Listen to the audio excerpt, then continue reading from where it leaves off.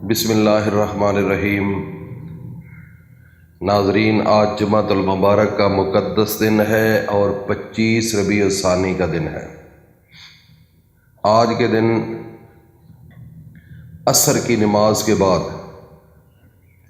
اللہ کے قرآن کے اندر ایک ایسی انمول آیت ہے، اگر آج آپ نے صدقے دل کے ساتھ اس وظیفے کو کر لیا، اس آیت کو پڑھ لیا، تو یقین جانیے کہ ساری زندگی کبھی پیسے کی کمی کا شکار نہیں ہوں گے۔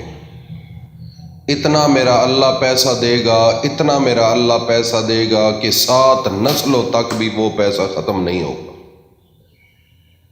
تو آج بہت اہتمام کر کے صبح سویرے اللہ پاک نے ہمیں موقع دیا ہے، صبح ہو چکی ہے، تو پاکی کر کے اور اچھے طریقے سے غسل کر کے سنت نبوی کے طریقے کے مطابق اور خوبصورت لباس پہن کر، اگر نیا ہو تو نیا پہنو، اگر نیا نہیں تو کوئی اور بھی ہو تو اچھا دھلا ہوا صحیح طریقے کے ساتھ پاک صاف اس کو پہن کر خوشبو لگانی ہے، اور لگانے کے بعد گھر سے نکلنا ہے۔ تو میرے سونے نبی کا فرمان ہے کہ جو بندہ صبح پاکی بھی کرے، غسل بھی کرے، خوبصورت لباس بھی پہنے اور اللہ کی رضا کے لیے جمعۃ المبارک ادا کرنے کے لیے جب گھر سے نکلتا ہے، تو اس کے ایک ایک قدم پر میرا اللہ نیکیاں لکھوانے کا حکم دیتے ہیں۔ اس کے ایک ایک قدم پر، اس کے ایک قدم کے عوض درجات کو بلند کیا جاتا ہے، اور اس کے ایک ایک قدم پر اس کے گناہوں کو مٹانا بھی شروع کر دیا جاتا ہے۔ اللہ، کتنا بہترین عمل! یہ جمعے کا دن صرف مسلمانوں کو ملا، یہ جمعے کا دن صرف اور صرف امت محمد الرسول اللہ کو ملا، یہ عام دن نہیں، یہ عام دن نہیں۔ 1,24,000 جو پیغمبر اس کائنات میں آئے ہیں، ان سارے پیغمبروں کی زندگیوں میں اگر تحفہ ملا ہے جمعۃ المبارک کا، تو یہ آخری پیغمبر محمد مصطفیٰ کو ملا ہے۔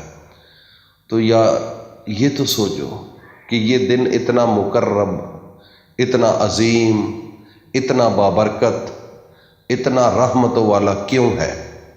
ایک سوچنے کی بات ہے، سوچنا چاہیے بھی۔ یہ وہ دن ہے جس دن کو آدم علیہ السلام کو پیدا کیا گیا۔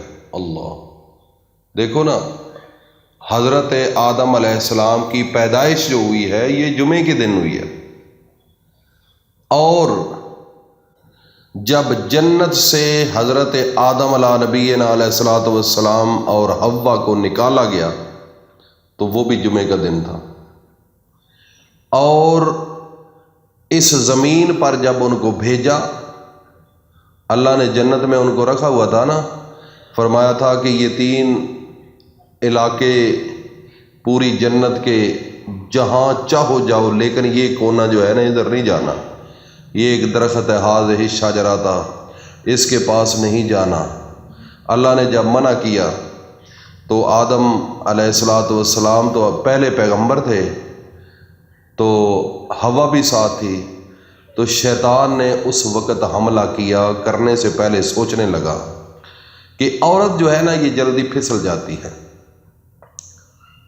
آدم جو ہے نا یہ نہیں پھسلے گا، آدم کی بیوی جو حوا ہے یہ پھسل جائے گی۔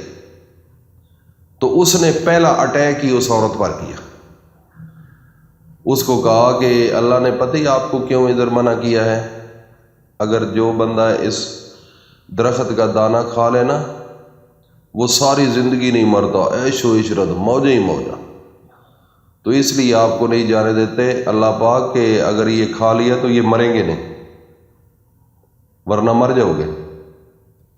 جب حوا کو یہ پتہ چلا تو حوا آہستہ آہستہ اپنے خاوند کے ساتھ بات کرنے لگے۔ دیکھو نا عورتیں کیسے مکر قصے کے ساتھ اپنے خاوند کو رضامند کر لیتی ہیں، حالانکہ کم بھی غیر قانونی ہوتا ہے۔ اگر فرض کیتا بچی کا رشتہ کرنا ہو، بچے کا کرنا ہو، اگر خاوند کی مرضی نہیں نا تو عورت کی مرضی ہے، تو پھر وہ ہر طریقہ استعمال کرے گی، ہر فن استعمال کرے گی، اس کی جب خوشی کو دیکھے گی، خامند کی، تو اس وقت آہستہ سے وہ اپنے ٹارگٹ کو اچیو کرنے کے لیے اس کو کہنا شروع کرے گی، موڈ دیکھے گی آپ کا، اس کے مطابق وہ چلتی ہے اور خامند کو فتح کر لیتی ہے، اور اس کی پھر وہ ٹارگٹ وہ اچیو کر لیتی ہے، فتح اس کی ہوتی ہے عورت کی۔ تو یہ آج بھی اس دور میں بھی ہے، یہ نہیں کہ وہ دور تھا، آج بھی ہے۔ آج بھی عورتیں جو کام منوانا ہوتا ہے نا، وہ ایک خاص انداز میں خامند سے منواتی ہے، اور پھر وہ خامند نہ اپنی ماں کو دیکھتا ہے، نہ باپ کو دیکھتا ہے، نہ غیرت کو دیکھتا ہے، نہ عزت کو دیکھتا ہے، پھر وہ کر دیتا ہے۔ کیوں؟ اس کے پیچھے ایک بوسٹنگ ہو رہی ہے بیوی کی، وہ استعمال کر رہی ہے، اس کا ٹارگٹ ہے کہ میں نے یہ کام کر کے چھوڑنا۔ اسی طریقے سے حوا نے بھی آدم علیہ السلام کو ایسے ہی محنت کرتے کرتے اس مقام پر لے گئے، پھر اللہ نے وہاں سے نکال دیا، اور بالکل الف ننگ مننگے ننگے وجود میں، تو یہاں پر پتے لے کر اپنی شرمگاہوں کو لپیٹا۔ پھر بڑا ہی ایک لمبا واقعہ ہے، مختصر کرتا ہوں۔ وہ پھر کیا ہوا؟ پھر اللہ کے سامنے دعائیں مانگ مانگ کے کچھ نہیں ہوا۔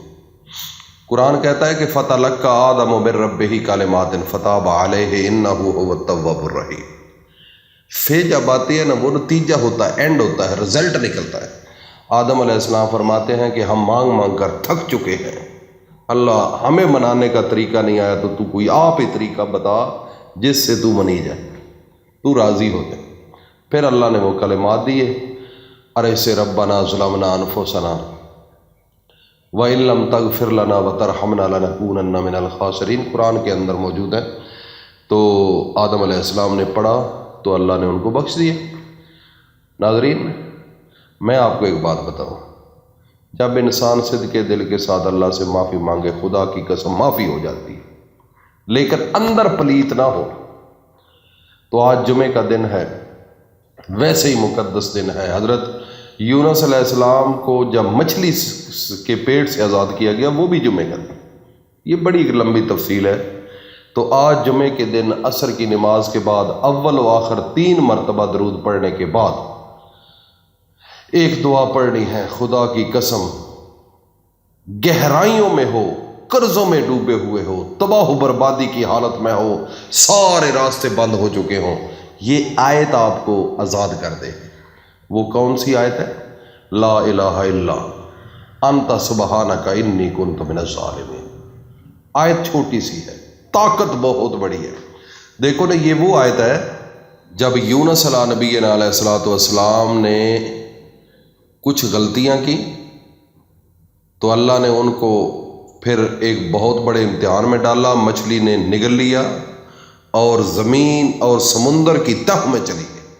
رات کا اندھیرا، مچھلی کے پیٹ کا اندھیرا، پانی کی تہ کا اندھیرا نیچے۔ تو پھر یہی کلمات یونس علیہ السلام نے پڑھے، اللہ نے معافی دے دی۔ اور یہ کہاں سے کلمات آئے؟ اللہ نے عرش برین سے بھیجے۔ اللہ کو پتہ تھا کہ یونس میرے لیے تڑپ رہا ہے، مجھ سے مانگنے کی خواہش ہے اس کی، اور کوئی نہیں ہے، کوئی شریک نہیں۔ تو یہی کلمات اللہ کو اتنے پسند آئے تھے، اللہ کو اتنے پیارے تھے کہ اللہ نے قرآن بنا کر اپنے نبی پر نازل کر دیا، اور اللہ کے نبی نے پھر ہمیں تحفہ دے دیا۔ آج ہمارے پاس ہے، پڑھو، ساری دنیا پڑھے، خوشی ہی خوشی ہوگی۔ اللہ پاک عمل کی توفیق عطا فرمائے۔